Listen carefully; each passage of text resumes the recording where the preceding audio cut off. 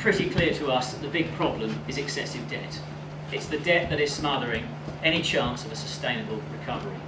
Right now we see these deflationary forces at work in the economy: stagnant growth, budget cuts, lower personal borrowing, lower spending. We've also identified how government is responding to these deflationary forces.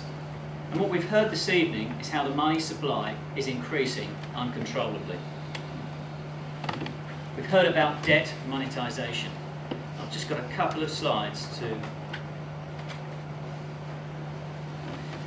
This will show you the change in central bank balance sheets from 2007 to May 2012. And you can see straight away that the Bank of England has increased the money supply by 362%. Federal Reserve in America, 223%. The ECB, only 146%. But we know that Mario Draghi is about to unleash further monetary expansion. Interesting article today in the FT that talked about commentary from the Bundesbank. The Bundesbank chairman likens Mario Draghi's comments and actions to a Faustian pact with the devil.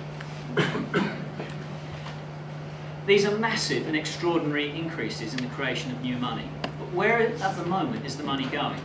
Well, ultimately, it's probably being hoarded. I'd like to show you another slide. Now this is a little bit difficult to follow, so if you can't see, I'll talk you through it the best I can.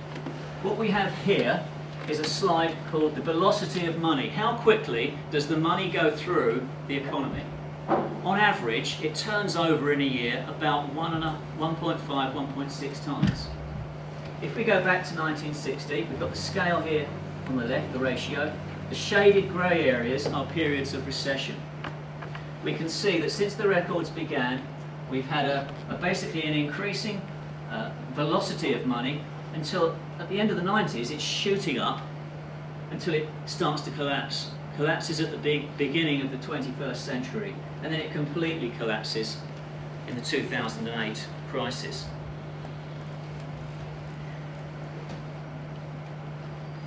As you can see, the question is, what is going to happen when this wall of money that is being created really does get out into the economy?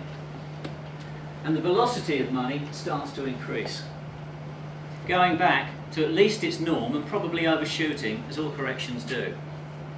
What we could possibly see, this is only a possibility, we could see a dramatic increase in financial activity, mergers, acquisitions, investment in all sorts of assets, as the integrity of paper money is called into question.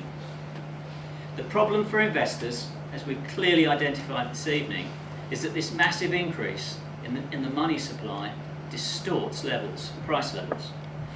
In essence, prices become completely artificially manipulated and divorced from reality. We'll see further bubbles. Bubbles in all assets as investors flee cash. So what assets can you trust? Detlev mentioned gold. I didn't know he was going to talk about gold tonight, but I'd just like to leave you with this one. This shows you, on the left-hand side, the combined total assets of the EU and the Federal Reserve in America. And the column shows how the assets have been increasing with the blue line. From 2002 to date. And on the right-hand scale, represented by the yellow line, we've got the price of gold in dollars per ounce. And you can basically see that gold is matching the increase in the balance sheets of the EU and the Federal Reserve. So what we're saying is gold is not in a bubble. As you can see, it's a clear indication of what gold is doing. Gold carries no debt. Physical gold held in a vault is the true extinguisher of debt. One final story.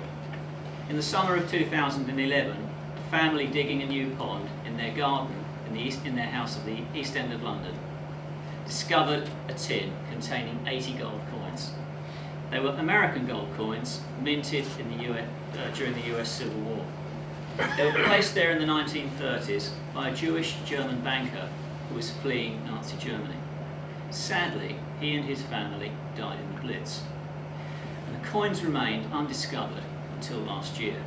Now, the banker had a brother that had emigrated to Australia, and the brother came back looking for the gold because he knew that there was a cache of gold that had been stored somewhere.